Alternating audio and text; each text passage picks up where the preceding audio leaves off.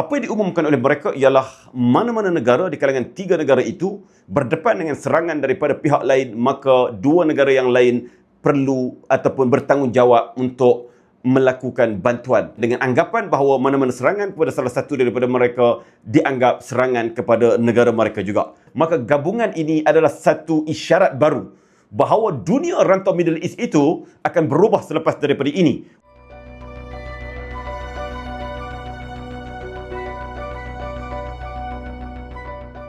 Berita dunia membincangkan tentang pakatan ketenteraan di antara Turki, Saudi dan juga Pakistan, yang mana pakatan ketenteraan secara rasmi itu telah pun diumumkan dalam pertemuan di antara tiga pemimpin, iaitu Presiden Erdogan, Putera Mohammed bin Salman dan juga Shehbaz Sharif daripada Pakistan, yang diadakan di Mekah beberapa hari yang lalu.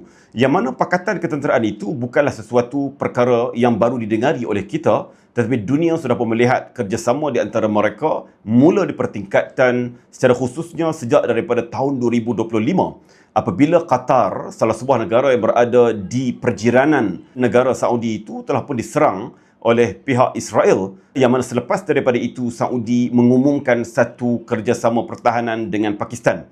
Kemudian Pakistan juga telah pun mengadakan pertemuan dengan Turki dan Turki juga mengadakan kerjasama bersilang dengan Saudi dalam konteks perolehan persenjataan daripada Turki dan juga turut melibatkan negara Mesir. Dan mereka kelihatan agak aktif dalam perang yang berlaku di Iran, yang mana dimulakan oleh Amerika bersama dengan Israel, bila mana keempat-empat negara ini terlibat dalam perbincangan awal sehinggalah ke hari ini dan mewakilkan kepada Pakistan untuk menjadi mediator ataupun negotiator yang merundingkan di antara pihak Amerika dengan Iran bagi menghentikan perang yang berlaku di rantau tersebut. Itu situasi yang berlaku.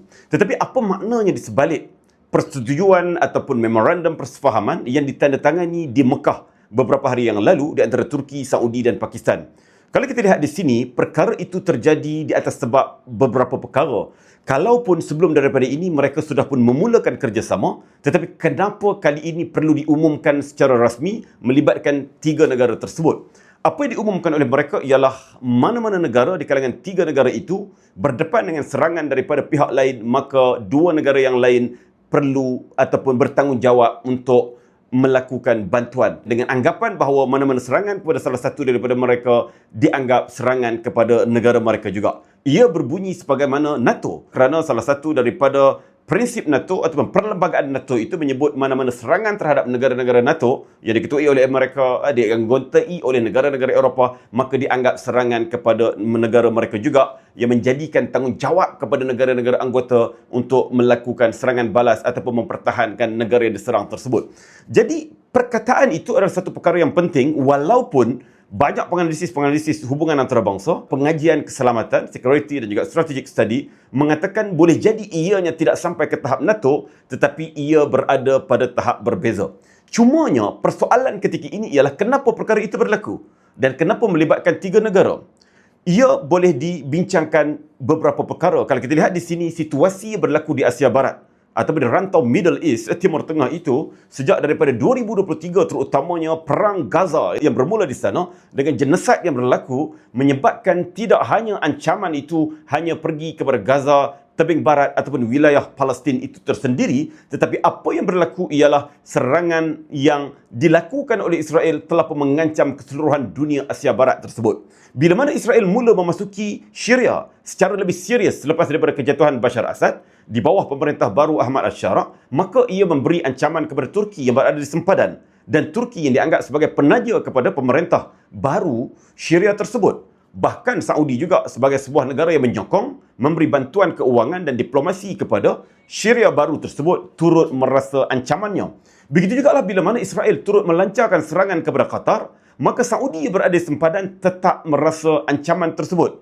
Manakala Pakistan juga tidak terlepas daripada ancaman-ancaman itu bila mana negara jirannya, negara besar yang lebih besar daripadanya daripada pelbagai sudut, iaitu Iran, menerima serangan daripada Israel sejak daripada Jun tahun 2025 yang lalu, maka Pakistan juga menjadi negara yang merasa ancaman tersebut. Bukan mereka sahaja, tetapi negara-negara lain berada di rantau tersebut meletakkan ancaman utama mereka pada ketika ini adalah Israel, bukan lagi Iran sebagaimana dipegang oleh kebanyakan negara-negara Arab, terutamanya negara-negara Gulf sejak daripada tahun 1979 yang lalu. Bila mana masing-masing melihat ancaman yang bersama itu menyebabkan ia menjadi satu faktor yang menyatukan mereka. Sedangkan sebelum daripada ini, Turki bukanlah sebuah negara yang mesra kepada Saudi, terutamanya pasca kenaikan Recep Tayyip Erdogan sebagai Presiden ataupun sebelum daripada itu sebagai Perdana Menteri, terutamanya selepas kejatuhan Presiden Mursi di Mesir yang disokong oleh Erdogan ataupun Turki, manakala yang menggulingkan beliau iaitu rejim pemerintah yang dipimpin oleh Jeneral Abdul Fattah al-Sisi disokong oleh Saudi, maka hubungan di antara Turki dengan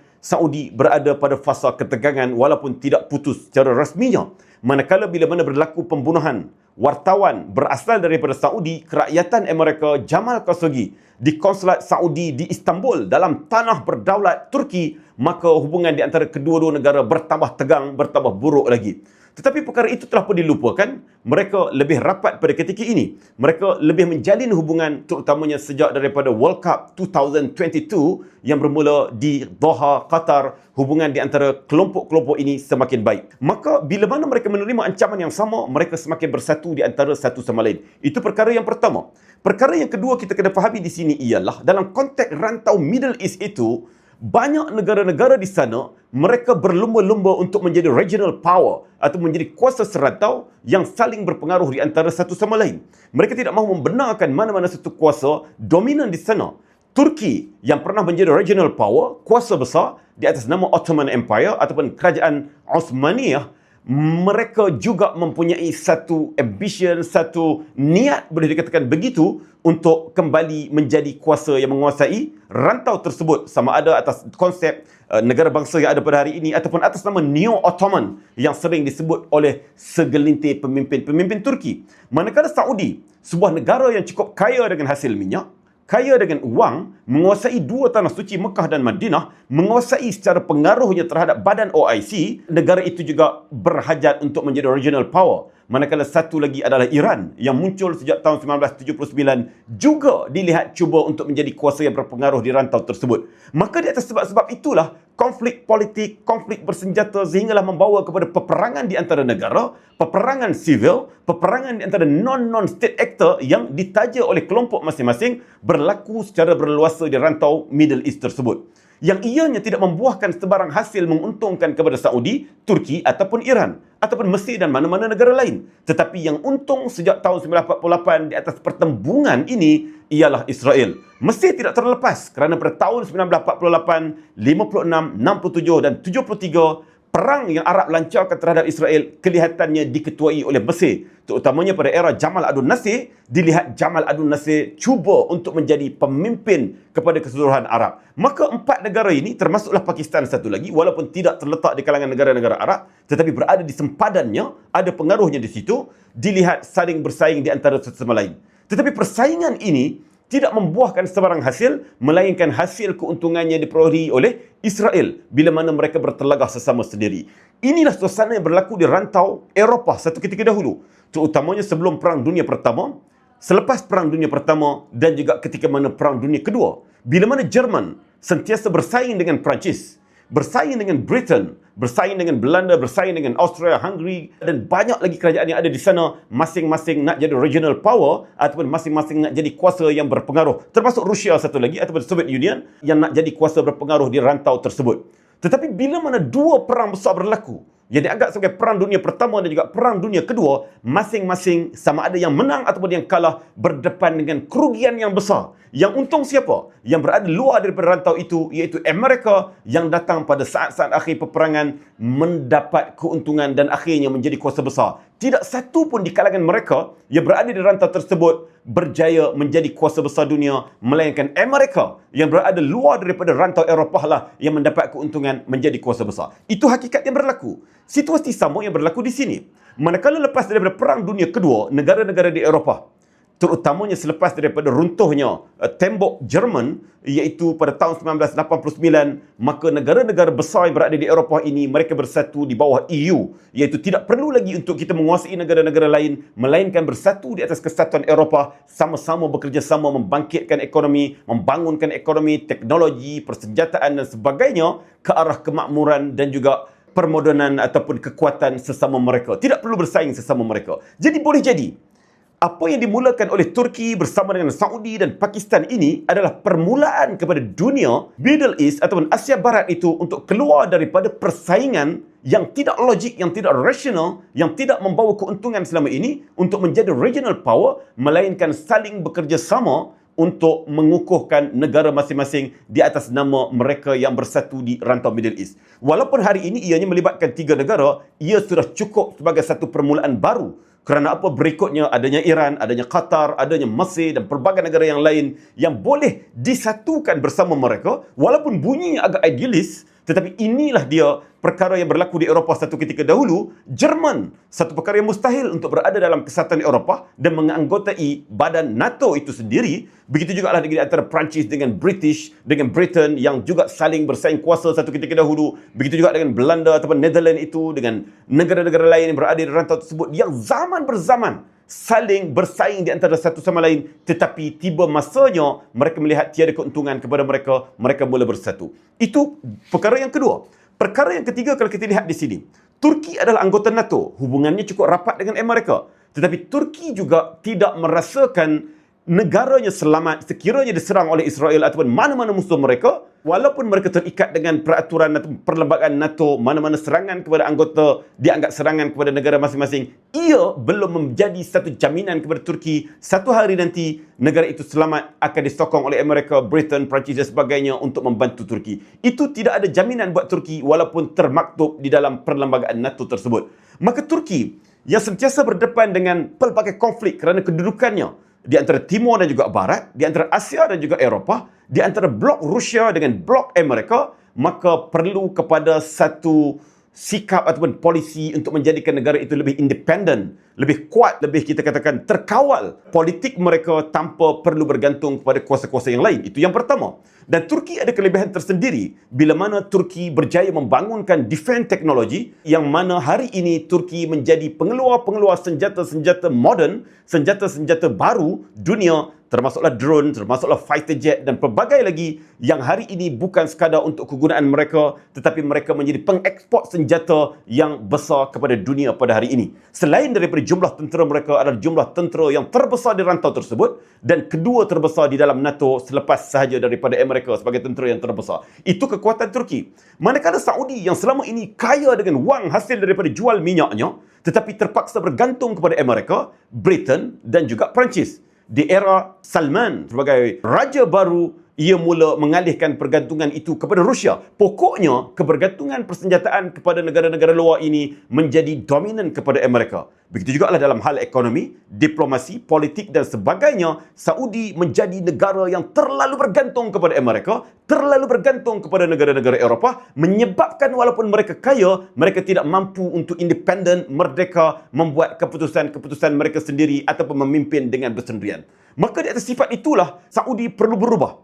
Bukan sekadar mengatakan bahawa mereka tidak lagi bergantung pada negara-negara tersebut, walaupun sehingga hari ini Saudi masih lagi ada hubungan yang cukup erat dan istimewa dengan Amerika dan negara-negara barat yang lain, tetapi ia mula apa yang kita istilahkan sebagai diversifies atau memecahkan kebergantungannya terutamanya di sudut persenjataan yang tidak lagi bergantung kepada kuasa barat. Maka Turki adalah pilihan terbaik yang bukan sekadar dekat dengan mereka, sesama negara Muslim, bahkan Turki boleh menjual senjata atau memindahkan teknologi kepada Saudi dengan kos yang berganda lebih baik atau lebih murah berbanding dengan senjata yang dibeli daripada Amerika dan negara-negara yang barat. Itu yang berlaku. Kerana petunjuk-petunjuk telah berlaku. Bila mana perang dilakukan oleh Amerika terhadap Iran, Iran melakukan serangan balas terhadap pangkalan-pangkalan tentera Amerika yang berada dalam Saudi, walaupun serangan itu kepada pangkalan tentera Amerika di Saudi, ia tetaplah wilayah berdaulat Saudi. Tetapi ternyata Amerika tidak mampu untuk menahan serangan-serangan tersebut dengan makna jika berikutnya berlaku ancaman kepada Saudi, Amerika tidak lagi boleh diharapkan menjadi penjamin keamanan ataupun payung keamanan ataupun security kepada negara Saudi tersebut, menyebabkan mereka perlu untuk secara bersungguh-sungguh membina kemerdekaan dari sudut persenjataan dan sebagainya. Manakala Pakistan, sebuah negara yang terkenal sebagai kuasa ketenteraan yang begitu hebat di Asia Selatan, bahkan satu-satunya negara yang mempunyai senjata nuklear di kalangan negara-negara Islam, tetapi kekuatan itu tidak pernah menjamin Pakistan untuk menjadi sebuah negara yang makmur dan kuat dengan istilah yang sepatutnya. Kerana apa? Kerana dalam konsep kekuatan negara itu, persenjataan semata-mata tidak menjadikan negara itu sebuah negara yang kuat ataupun menjadi sebuah negara yang maju, membangun. Tetapi kemiskinan rakyatnya, rakyat yang ramai tidak boleh membaca, sistem pendidikan dan infrastrukturnya masih lagi berada pada tahap yang mundur, boleh dikatakan begitu. Rawatan kesihatan dan isu-isu alam sekitarnya yang berada pada paras yang rendah, ia menjadi satu masalah dalaman kepada negara tersebut. Walaupun ada senjata, walaupun ada nuklear, ada tentera yang hebat, tetapi jika berlakunya pergolakan di dalam negara, maka itulah senjata-senjata dalaman yang boleh menghancurkan negara tersebut. Maka Pakistan memerlukan kepada financial, memerlukan kepada bantuan-bantuan ekonomi. Kebergantungannya kepada Amerika dan dunia barat, IMF selama ini tidak pun membawa sebarang perubahan kepada ekonomi Pakistan, bahkan Pakistan kekal bergelut ekonominya sampai ke hari ini. Tetapi Saudi dan negara-negara Gulf yang lain terutamanya setidaknya memberi peluang pekerjaan secara besar-besaran kepada rakyat Pakistan yang banyak bekerja di sana. Dan hari ini Saudi memulakan inisiatif bantuan keuangan demi bantuan diberikan kepada Pakistan yang sangat diperlukan oleh negara tersebut yang tidak mahu lagi terikat dengan syarat-syarat Bank Dunia ataupun syarat-syarat IMF yang menjerut leher mereka. Rakyat tak boleh dibantu dengan subsidi dan sebagainya, ekonomi kekal tidak boleh dinaikkan, maka kerjasama dengan Saudi bukan sekadar saling tolong-menolong dalam konteks persenjataan, tetapi dalam konteks ekonomi dan kemakmuran Pakistan itu juga, Pakistan sangat memerlukan Saudi. Maka bergabunglah tiga negara ini.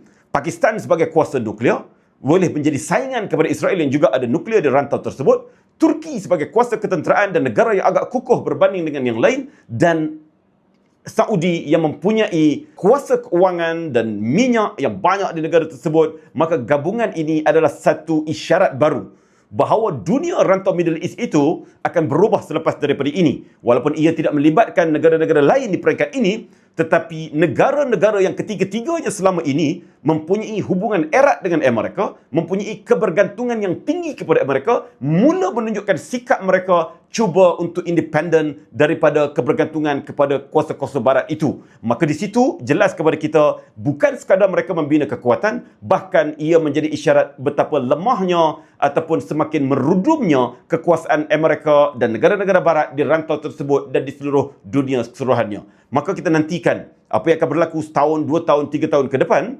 apa yang akan berlaku ataupun apa kesannya daripada hubungan di antara ketiga-tiga negara ini yang dirasmikan dalam deklarasi Mekah, iaitu Pakatan Ketenteraan tiga negara melibatkan Turki, Saudi dan Pakistan. Terima kasih.